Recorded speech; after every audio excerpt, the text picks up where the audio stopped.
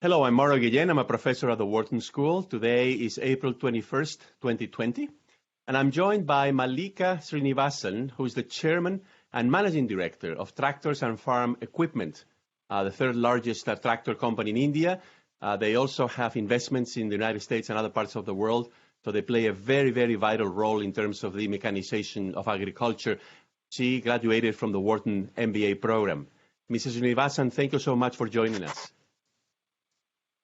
Thank you, Professor. Thank you for inviting me to participate in this, and it's a pleasure to be associated with Wharton again. Thank you. So first of all, tell us a little bit about what is the situation in Chennai, where you live in India. Well, let me begin with India, and then a little bit maybe on Chennai itself.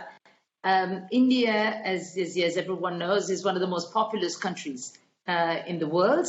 And as a result, I think the pandemics are very easy to spread in India and difficult to contain. And I'll maybe spend a few moments to elaborate why I say this. If you just look at the density of our population, in Chennai, we have 43,000 people per square mile.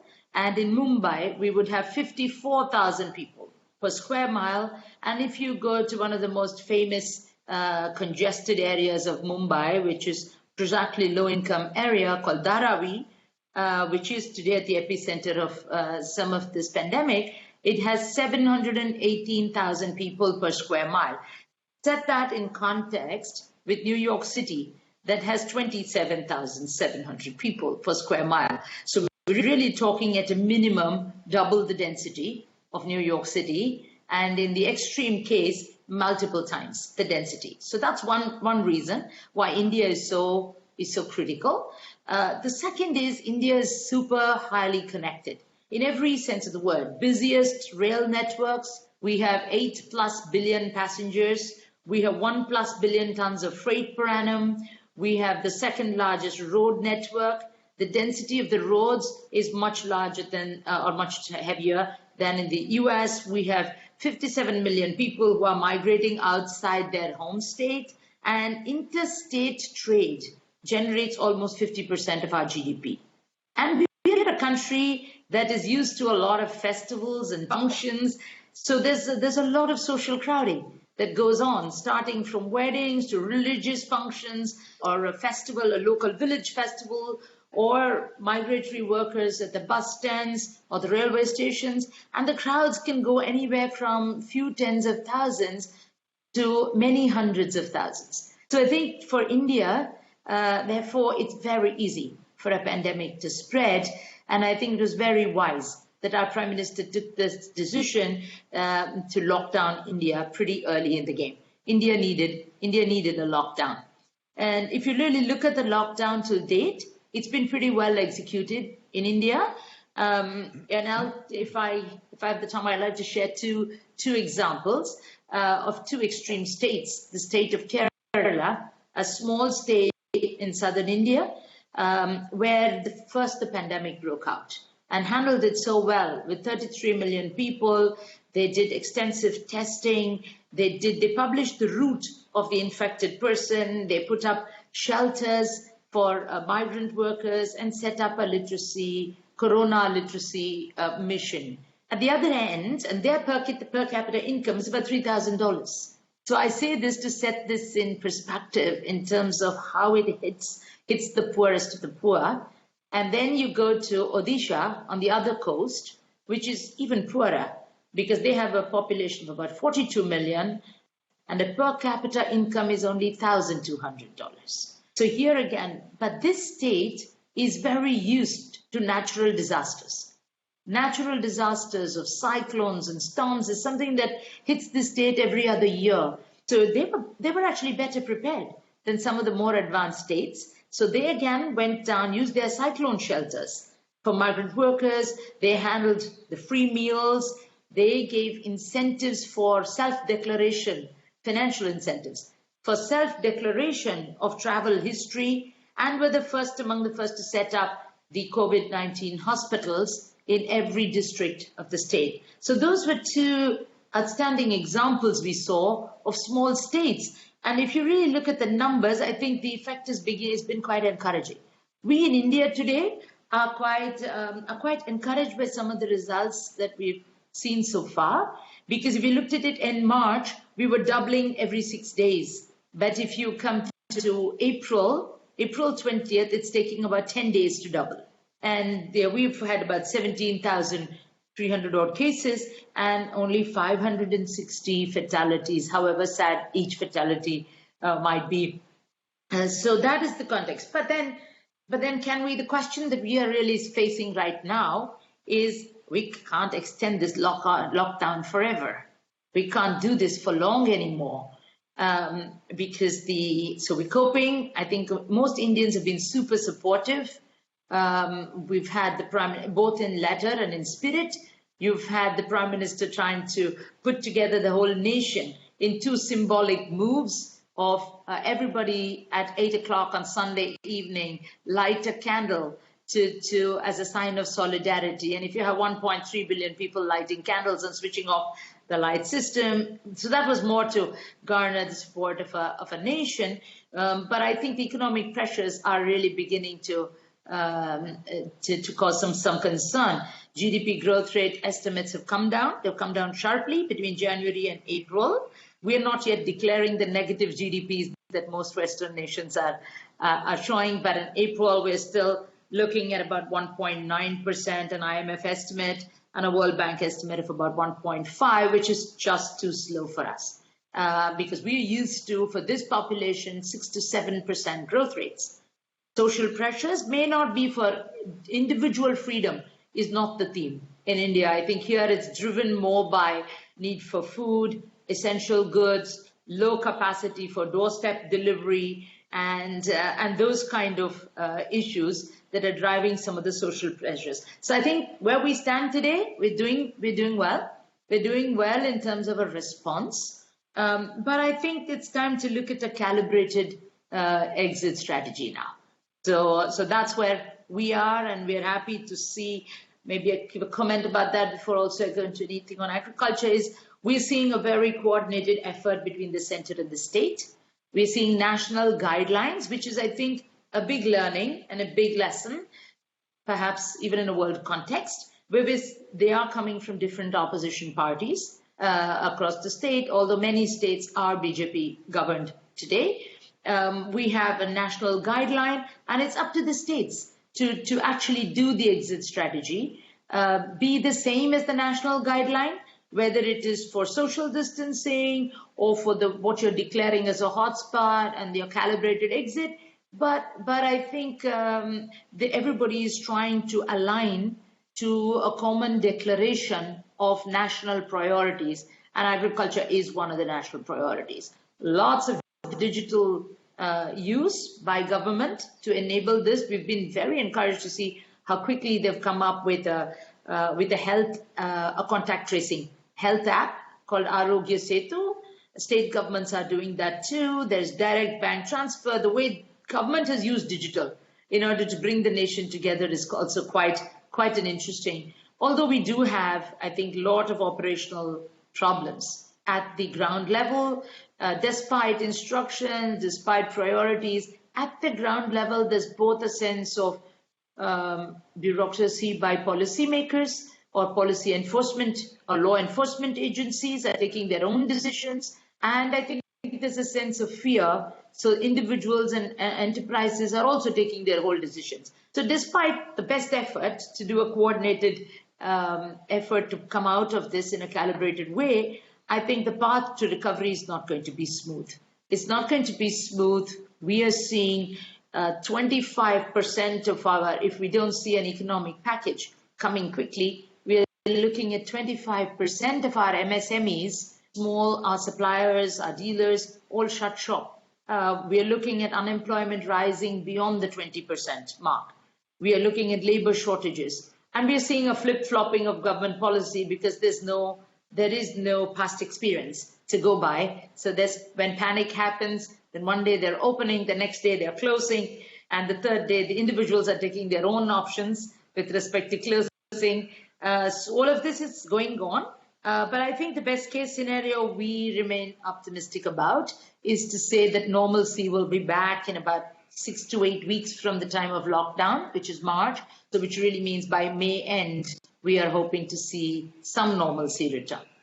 I think that covers my response to how do you look at it in India.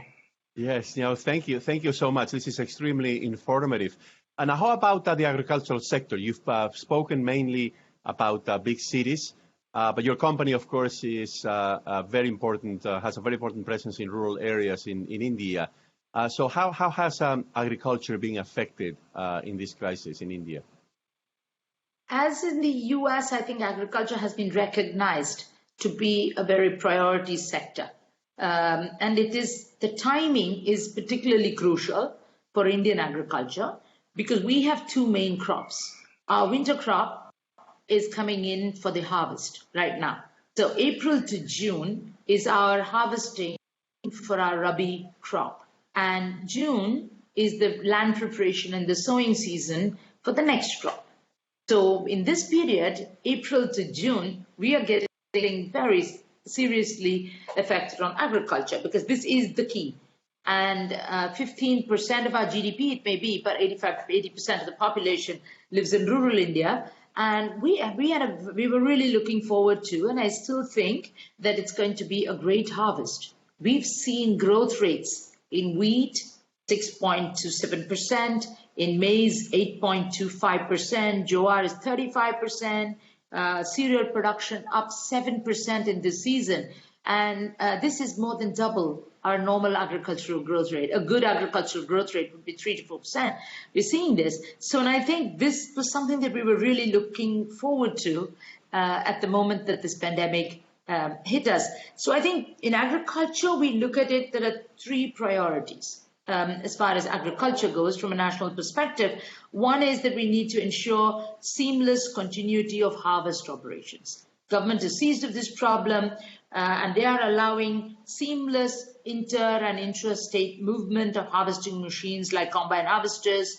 They've introduced another digital app, which is a logistics app to cope with this issue. But there are two other things that perhaps we are looking for some policy initiatives that government does do procurement on what is known as minimum support prices. So what we like to see is a huge increase in the procurement by government, given that all other institutions and agencies are currently under lockdown. Relax the restriction for sales that we have, that they should be sold only through government markets. You make it easier for farmers. We do have a digital platform. Make it easier for farmers to participate on a digital platform and get automated warehouse receipts, and maybe bring private sector warehouses in to manage some of this government procurement. We are up to the brim in terms of storage. And if we go ahead and produce all this crop, then where are we going to store this? So again, along with procurement, there is such a big need to augment with temporary storage. There are plenty of marriage halls, go-downs that are currently empty, and government could mobilize all of these into some temporary storage, as well as incentivize our small farmers to keep the grain with them and offer it later. So I think the first most urgent impact as far as agriculture is to ensure that harvesting goes on smoothly. And the second is to make sure the sowing goes smoothly, for which I think a lot of private sector finance people are at the job. And I'll like to share with Professor this time one example, our own example of this for us has been a first time. And I think it's been a very enriching learning experience, and I think also soul satisfying to some extent, that of a CSR initiative that we launched just after the lockdown. And this is to make available at this critical time inputs and machinery are vital to farmers for their agricultural operations, including threshers, including land preparation equipment. So we went out and offered a free rental for small and medium farmers in 3 states of India. Our home state, Chennai, Tamil Nadu, Rajasthan, which is a big market, as well as UP, which is the largest market. So we brought together, we had a digital platform, and I think this is an example of how we can think differently and what we can do differently to cope and provide some both relief as well as something a different model for the future.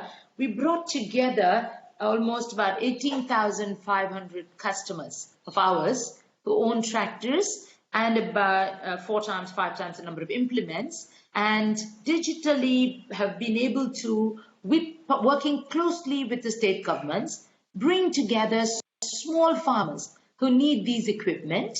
And we have offered these renters, our customers as the renters, and we pay the renters directly. So it's our subsidy to the small farmer. And we've done a direct benefit transfer to the farmer. And we've also used our own team. Besides call centers, we've gone for about 175 of our own people working on this initiative during this period, and it's caught on like wildfire. It's caught on, and it's getting a great response from customers, are very appreciative of the timely support in terms of free rental, lots of interest from government to see if they can roll this out into a model. So therefore, that's in aligned to saying we need to make sure that the Kharif sowing is on. And the third one, as I already mentioned, our public distribution system. We have so much food.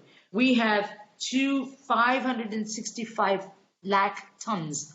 Lakh is 100,000 tons available against our stocking norm of 214 lakh tons in January. And we have more. This was in January, and this is without this harvest coming in. And our public distribution system today caters to only below poverty line. So we are urging government to say, people are getting unemployed. We are finding essential commodities are not available. You have this, here's this mismatch. We need to use village volunteers. We need to use e-commerce distribution systems, etc., to move this grain out. And through community kitchens, as well as whether we can universalize the public distribution system and make it available to everyone for 3 to 6 months, because a lot of middle class people and small businesses are also losing their security in terms of income. So these are the kind of changes we're asking. So to summarize, in agriculture, I think 3 priorities: deal with the current harvest, let it happen, must ensure it happens smoothly, make sure the sowing goes smoothly, partnering private and public sector to partner, and our own partnership is an example, and make sure the public distribution system expands aggressively. Again, it's an opportunity for transformation as well in agriculture, and we could do, if a private company like ours can do a direct benefit transfer into the farmer's account, then it's time to put together all the different government schemes, disparate government schemes that go through very complicated systems of getting the subsidy down to the farmer to say, per hectare, your input costs, we will transfer, and we will transfer directly into your account.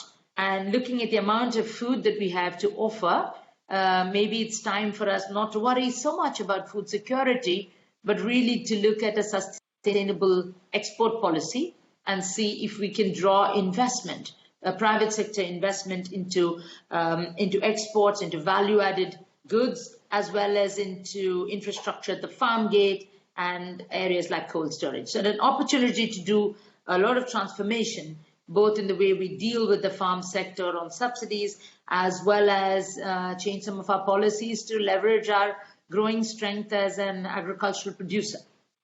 Yeah, so I see a lot of innovation and also a lot of experimentation as a result of the crisis, right? Which is very interesting. Yes. Now, finally, tell us about the 2 or 3 big decisions that you've made at your company to ensure business continuity during this crisis. If I had to pick on 2 or 3, I think the first one is we anticipated a little bit of the lockdown. So we went to work from home early enough. We planned, we could see it coming in other countries. So we were watch out on this. So we did a fairly organized production ramped down in a very organized, orderly way, and got out as much of our commitments in terms of exports and in terms of moving finished goods in view of the season towards our customers, etc. And then put in, even prior to the lockdown, We had our computer systems configured to work from home on a more larger scale, and we had all of these social distancing practices as SOPs put in place. So this we did before the lockdown. As soon after the lockdown, I think the one most important thing that we did was to ensure that our customers were serviced. And serviced, so, and agriculture being a priority sector, we ensured that our dealerships and customers remained open, even if, albeit with some skeletal staffing, so that we could, and availability of parts was ensured so that we could get agricultural machinery going, oftentimes having to do the service at the farm. Some of our engines, for example, they support the telecom towers, very critical infrastructure at this point in time. And most of that, we've handled our service calls digitally. So I think service was a big focus. So far, I think we made 112,500 telecalls on service. So we got service going. And I think between service as well as our CSR initiative, our customers are happy. Our customers are happy. The second was with respect to looking at risk mitigation. So one was service. Second was risk mitigation. If over 25% of our supply chain is going to be affected, then we've really gone into the depth to see daily leadership calls. How do we assess? How do we get greater visibility on our supply chain and what's happening to them? Who's vulnerable? What changes do we need to make? And same with the front end. It's with respect to our dealers. Can we support some of these small dealers? So we've just launched an interest-free loan and an enhanced cash discount support package from our side to the dealers, because we can't have dealers disappearing or going belly up. So we need to support that. So both ends, we've tried to look at risk mitigation, and we've reached out to all our stakeholders, our customers, our financiers, our bankers, all of them, to say what are their plans, how are they looking at things, to get a good assessment of demand. So one is risk assessment and mitigation. And the third, I think we've made, you asked me for 3 initiatives, maybe I'll do 4. The third we've done is to build capability. We've used this time, while some of our staff have moved to CSR, we've used this time to conduct a whole, as perhaps many others are doing as well, is to do a lot of webinars focused on some new products that are coming out, new product sales stories. We've done about 2,100 internal trainings, 3,300 dealer trainings. We've had about 4,800 hours of service training. So it's and across every function. This is only at the front end, but like this, for every function, we've done some very expansive and extensive training programs. So we build competency and use this time. And finally, I think we've put together an elaborate planning network to say that how will we ramp up? How will we ramp up? Will we ramp up? Because it is all mismatched across the states. So we're not going to go to 100% from day one. How do we do this? What's our SOP for COVID-19 social distancing procedures? And the norms are very tight. How do we do that? So we prepared the scenarios, prepared 4 different budget scenarios, from not just base case, pessimistic, optimistic, but also worst case, as we call it, and say 3 months budget. And so we're ready, and I'd be very confident to say we're ready to go in 24 hours. Any plant, we're ready to open in 24 hours. And I think we've also, post-lockdown, what we are trying to do right now is saying, post-lockdown, what should we do? How do we retool? We've had so many learnings. We've had learnings with respect, primarily anchored around how can we use technology, digital, automation, analytics, and other learnings, the traditional ones of reducing capex,